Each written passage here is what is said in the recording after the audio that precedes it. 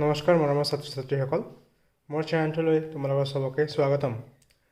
Last ক্লাছত আমি অনুশীলনী 1-ৰ 1 নম্বৰ, 2 নম্বৰ আৰু 3 নম্বৰ অংকটো কৰিছিলোঁ। আজিৰ ক্লাছত আমি 4 নম্বৰৰ পৰা আৰম্ভ কৰিম। তো পলম নকৰাকৈ আজিৰ ক্লাছটো আৰম্ভ কৰা যাওক।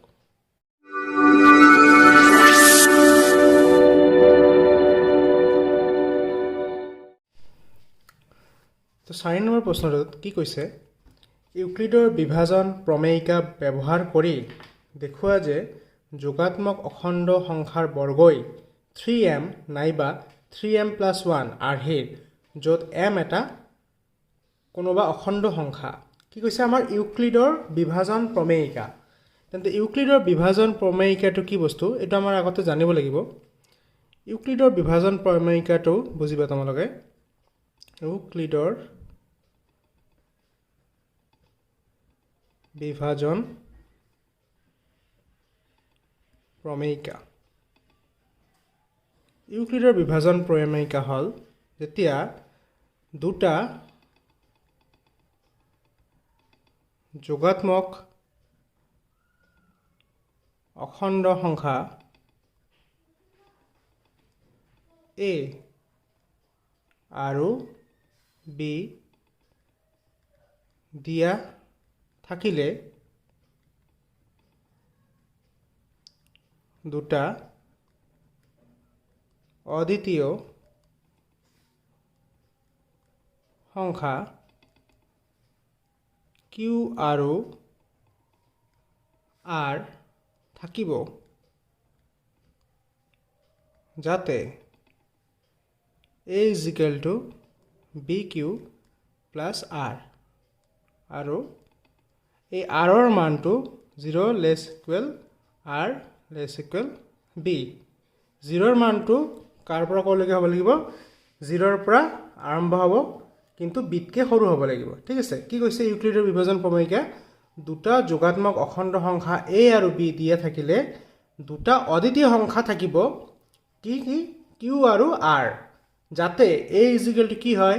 bq + r আৰু r ৰ ভেলু 0ৰ পৰা আৰম্ভ কৰি bৰ আগৰ সংখ্যাটোলৈকে থাকিব। ইয়াৰ অৰ্থ এই যে যদি আমি bৰে a যদি আমি হৰণ কৰোঁ, ওপৰত হ'ব q আৰু যিটো ভাগশেষ থাকিব সেইটো হ'ব r, অৰ্থাৎ এই ইয়াতে হৈছে ভাজ্য, b হৈছে ভাজক, q হৈছে ভাগফল আৰু r হৈছে ভাগশেষ। এইখিনি হৈছে ইউক্লিডৰ বিভাজন প্ৰমেয়িকা। তেন্তে 4 নম্বৰ প্ৰশ্নটো আমি ইউক্লিডৰ বিভাজন প্ৰমেয়িকা হিচাপে সলভ কৰিব চেষ্টা কৰিম। কি কৈছে, ইউক্লিডৰ বিভাজন প্ৰমেয়িকা ব্যৱহাৰ কৰি দেখুৱাব গৈছে যে যিকোনো যোগাত্মক অখণ্ড সংখ্যাৰ বৰ্গই 3m নাইবা 3m+1 আৰ্হিৰ য'ত m যিকোনো এটা অখণ্ড সংখ্যা। ঠিক আছে, তেন্তে আমি প্ৰথমতে কি কৰিম, ধৰো a যিকোনো ধনাত্মক অখণ্ড সংখ্যা আৰু b = 3। b কিয় 3 ধৰিলোঁ, কাৰণ এতিয়া কৈছে 3m+1, এতিয়া যিটো সংখ্যা দিয়া থাকিব তাৰ ভেলুটো সদায় আমি b ধৰিম। ঠিক আছে, তেন্তে কি হ'ব, আমাৰ a ভেলুটো কি কাৰ সমান হ'ব, 3q + r, কাৰণ আগত আমি ইউক্লিডৰ বিভাজন প্ৰমেয়িকাত পাইছোঁ a = bq + r হয়, ইয়াতে b ভেলু হৈছে 3, ইয়াতে b 3q + r, তেন্তে য'ত qৰ ভেলু কি হ'ব, ধনাত্মক অখণ্ড সংখ্যা হ'ব, আৰু r ৰ ভেলু কি কি হ'ব পাৰে, ইয়াতে 0 হ'ব, 1 হ'ব আৰু 2 হ'ব, কিয়নো r ৰ ভেলু সদায় 0 বা তাতকৈ ডাঙৰ হ'ব আৰু কাতকৈ সৰু হ'ব লাগিব, আমাৰ bতকৈ সৰু হ'ব লাগিব, হয়নে। ইয়াতে b আছে 3, তেন্তে 3তকৈ সৰু হ'ব লাগিব, 3তকৈ সৰু মানে 0, 1 আৰু 2 হ'ব লাগিব। এটা আৰৰ বেলেগ তিনিটা ভ্যালু পাইছো আমি ইয়াতে 0 1 আৰু 2 তেন্তে আৰৰ বেলেগ বেলেগ ভ্যালুৰ কাৰণে এৰ মানবিলাকো বেলেগ বেলেগ হ'ব তেন্তে কি হ'ব পাৰে যদি 0 ধৰো তেন্তে আৰৰ মান 0 তেন্তে a = 3 কিউব বা এটা 1 ধৰিম 3 কিউব + 1 বা আৰু কি হ'ব পাৰে 3 কিউব + 2 এটা সব প্ৰশ্নত কৈছে কি আমাৰ যে যোগাত্মক অখণ্ড সংখ্যাৰ বৰ্গ তেন্তে এইটো আমাৰ কি আছিল সেই যোগাত্মক অখণ্ড সংখ্যা আছিল বা ধনাত্মক অখণ্ড সংখ্যা আছিল ইয়াৰ যদি আমি বৰ্গ কৰো এতেকে a স্কয়াৰ কি হ'ব পাৰে 3q হোল স্কয়াৰ বা 3q + 1 তাৰ স্কয়াৰ বা 3q + 2 তাৰ স্কয়াৰ হ'ব এটো স্কয়াৰ কৰি দিলে কি হ'ব 9q স্কয়াৰ বা এটো a + b হোল স্কয়াৰ ফৰ্মুলাত ভাঙিলে 9q স্কয়াৰ + 6q + 1 বা এটো 9q স্কয়াৰ + 12q + 4 ঠিক আছে এতে এই লাইনত কি কৰিম আমি ইয়াৰ পৰা আমি 3 কমন লম তেন্তে ইয়াতে 3 কমন ললে হৈ যাব ভিতৰত 3q স্কয়াৰ বা এই দুটাৰ পৰা আমি কি কৰিম 3 কমন লম তেন্তে হ'ব ইয়াতে 3q square + 2q bracket close লগতে 1 থাকিব বা এতিয়া চাবা এই গোটেইখিনিৰ পৰা আমি 3 কমন লম কিন্তু ইয়াত 4 আছে তেন্তে সেই 4টো আমি 3 + 1 লিখিব পাৰো লাষ্টত এটা 1 যোগ দি দিম ঠিক আছে কেনে লিখিম চাবা 3 কমন ললে হ'ব 3q স্কয়াৰ + 4q + 1 + 1 এটা এইখিনি পূৰণ কৰিলে 3 * 3q 9q square 3 * 4q 12q 3 * 1 3 লগতে 1 যোগ কৰিলে 4 হ'ব তেন্তে এইখিনি হৈ গ'ল এখিনি তেন্তে এটা চাবা ইয়াক আমি কি লিখিম k1 লিখিলো বা ইয়াক আমি কি লিখিম k2 লিখিম +1 বা এটা কি লিখিম k3 + 1 ঠিক আছে এই k1 k2 আৰু k3 কি এবিলাকো কি অখণ্ড সংখ্যা যত k1 k2 আৰু k3 কি হ'ব যিকোনো ধনাত্মক অখণ্ড সংখ্যা এতকে তেন্তে এই a স্কয়াৰ যেটো আমি ধনাত্মক অখণ্ড সংখ্যা ধৰিছিলো তাৰ স্কয়াৰ যেতে কৰিলো কি পালো 3k1 বা 3k2 + 1 বা 3k3 + 1 পালো নে নাই তেন্তে k1 k2 আৰু k3 ইয়াতে কি হৈছে অখণ্ড সংখ্যা তেন্তে এই ইয়াৰ আকৃতিটো কাৰ দৰে আহিল এটো 3m বুলি ক'ব পাৰো আমি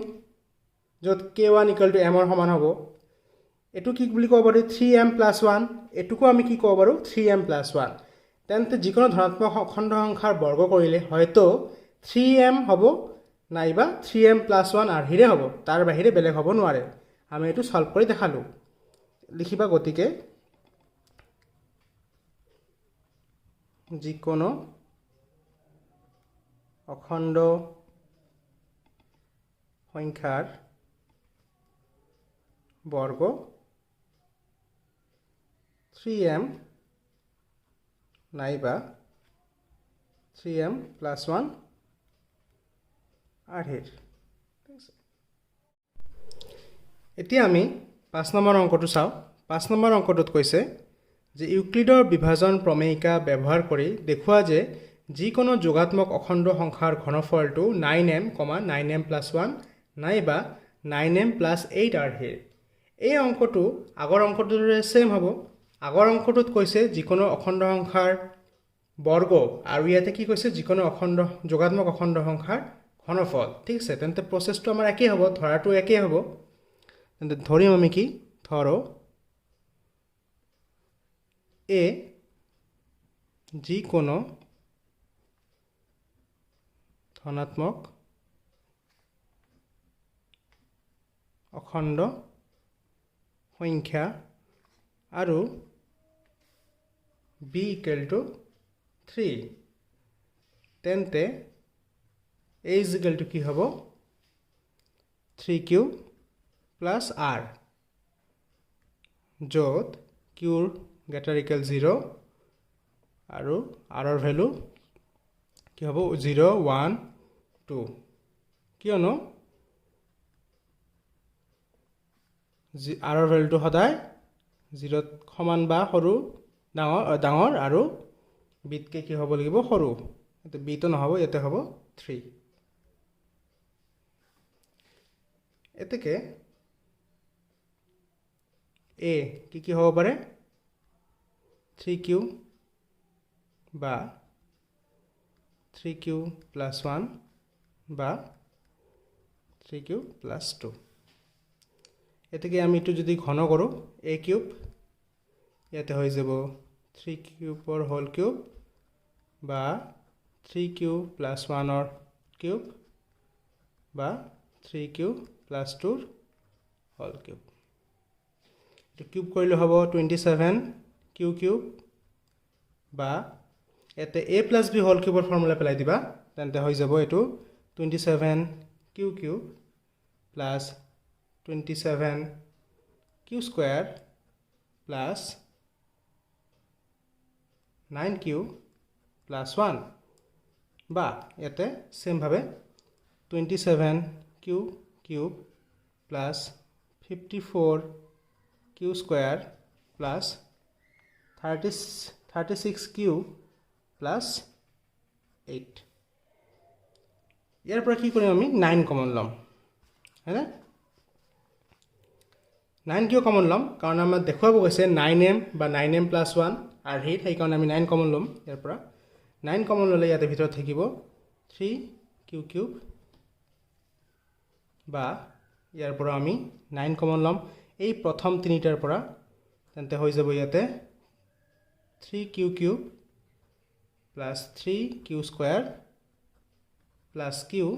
ব্ৰ্যাকেট ক্লোজ plus 1 লগতে 1 টো আছে আৰু ইয়াতেও আমি প্ৰথম তিনিটাৰ পৰা 9 কমন লম 9 কমন ললে হৈ যাব 3q কিউব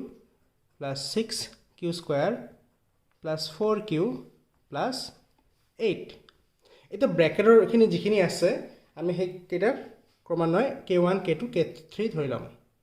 তেন্তে এটো হৈ যাব 9k1 বা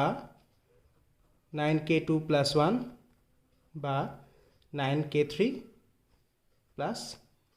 8 এতে 8 আছে তেন্তে আমি লক্ষ্য কৰিলে চাম যে এই 9k1 বা 9k2 plus 1 আৰু 9k3 plus 8 এটো কোনটোৰ দৰে মিলিছে 9m plus 1 আৰু 9m plus 8 দৰে মিলিছে হয় না নাই ইয়াতে লিখিব লাগিব যত k1 k2 আৰু k3 যিকোনো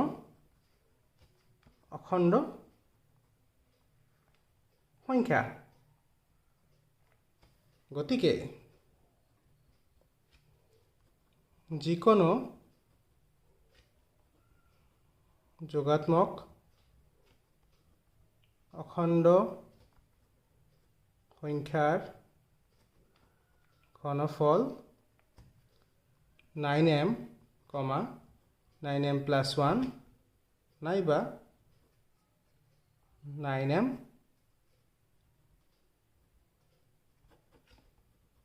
নাইবা 9m plus 8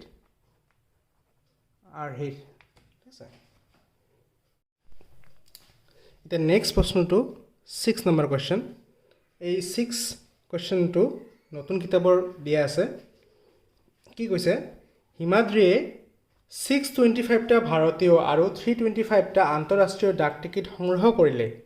তাই এইবোৰ এক বিশেষ থুপত ৰাখি প্ৰদৰ্শন কৰিবলৈ বিচাৰে যাতে এটাও ডাক টিকেট ৰৈ নাযায় হিমাদ্ৰীয়ে সৰ্বাধিক কিমানটা থুপত ডাক টিকেটবোৰ প্ৰদৰ্শন কৰিব পাৰিব এই ধৰণৰ অংকবিলাক আমি ইয়াতে গহাগু উলিয়াব লাগিব ঠিক আছে গহাগু কি ধৰণৰ উলাম ইউক্লিডৰ কলন বিধি ব্যৱহাৰ কৰি গহাগু উলিয়াম আগতে আমি আগৰ ক্লাছত কৰিছিলো চাবা তোমালোকে যে ইয়াতে 625 গ্ৰেটাৰ দেন 325 হয়নে তেন্তে লিখিবা ইউক্লিডৰ কলন বিধি ব্যৱহাৰ কৰি কি লিখিম 625 ইজ ইকুৱেল টু এটা ভাগ কৰিম এইটো ৰাফৰ কাম এইটো ভাগ কৰিলে একবাৰ যাব 325 বিয়োগ কৰিলে 300 তেন্তে ইয়াতে লিখিব পাৰি 325 into 1 plus 300 ঠিক আছে এতে ইয়াত নতুন ভাজক হ'ব কি আগৰ প্ৰসেসটোৰ দৰে 325 আৰু নতুন ভাগহে কিমান 300 আকৌ ইউক্লিডৰ কলন বিধি ব্যৱহাৰ কৰিম ইউক্লিডৰ কলন বিধি ব্যৱহাৰ কৰি পাও কি লিখিম নতুন ভাজকটো সমান সমান দিম 325 ইজিক্যাল টু এতে কাক ভাগ কৰিব লাগিব ভাগ হেক্তি ভাগ কৰিব লাগিব 325 বক 300 এৰ ভাগ কৰিম কিমান বাৰ যাব একবাৰ যাব তেন্তে এটা হৈ যাব 300 এটা হ'ব 25 এটা লিখা যাব আমাৰ 300 into 1 plus 25 ইয়াত নতুন ভাজক 300 আৰু নতুন ভাগহে কিমান পাম 25 আকৌ ইউক্লিডৰ কলন বিধি ব্যৱহাৰ কৰি পাও কি লিখিম 300 is equal to এবাৰ কাক ভাগ কৰা হ'ব 300 ক 25 ৰে ভাগ কৰা হ'ব 25 12 গুণ 300 ঠিক আছে এটা লিখিম আমি 25 into 12 plus 0 এটাকে নহয় যেহেতু ভাগহে 0 গতিকে আমাৰ প্ৰণালীটো ইয়াতে প্ৰণালী বা পৰ্যায়টো কি হ'ব ইয়াত সমাপ্ত হ'ব এতেকে এই 625 আৰু 325 ৰ গসাও কিমান হ'ব আমাৰ যেটো অন্তিম যেটো ভাজক থাকিব কিমান আছিল 25 হেতু হ'ব গসাও আৰু এটোই কি হ'ব যে হিমাদ্ৰীয়ে সৰ্বাধিক কিমানটা ডাক টিকিট প্ৰদৰ্শন কৰিব পাৰে তেন্তে নিৰ্ণয় ডাক টিকিটৰ সংখ্যা হৈছে 25 টা ঠিক আছে 1.1 ৰ আমাৰ অন্তিম অংক 7 নম্বৰ অংক যেটো আছে কি কৈছে যে দুডাল ৰছীৰ দৈৰ্ঘ্য ক্ৰমে 64 সেন্টিমিটাৰ আৰু 80 সেন্টিমিটাৰ দুয়োডালৰ পৰা সমান দৈৰ্ঘ্যৰ টুকুৰা কাটি উলিয়াব লাগে অকণো ৰৈ নোযোৱাকৈ দুয়োডাল ৰছীৰ পৰা কাটি উলিয়াব পৰা তেনে টুকুৰাৰ সৰ্বাধিক দৈৰ্ঘ্য কিমান হ'ব এটো আমাৰ কি কৰিব লাগিব গসাও উলিয়াব লাগিব সেম ধৰণে কলন বিধি ব্যৱহাৰ কৰি দুটা সংখ্যা আছে 64 আৰু 80 ইয়াত ডাঙৰ সংখ্যাটো হৈছে 80 গ্ৰেটাৰ দেন 64 ইয়াত ইউক্লিডৰ কলন বিধি ব্যৱহাৰ কৰি পাও সদায় ডাঙৰ সংখ্যাটো সমান সমান দি লিখিম কেনেকৈ লিখিম প্ৰথমত ৰাফত ভাগ কৰি লম 64 ভাগ কৰিলে একবাৰ যাব 64 এতে বিয়োগ কৰিলে 16 থাকিব ভাগে মানে 64 into 1 plus 16 তেন ঠিক আছে ইয়াত নতুন ভাজক হ'ব 64 আৰু নতুন ভাগে 16 আকৌ ইউক্লিডৰ কলন বিধি ব্যৱহাৰ কৰি পাও ডাঙৰ সংখ্যাটো সমান সমান দিম 64 is equal to ভাগ কৰিম 64 ক 16 ৰে ভাগ কৰিলে কিমান বাৰ যাব 4 বাৰ 64 ভাগে হৈ যাব 0 ঠিক আছে তেন্তে 64 ইকুৱেল টু 16 ইনটু 4 প্লাছ 0 ইয়াত ভাগে 0 গতিকে প্ৰণালীটো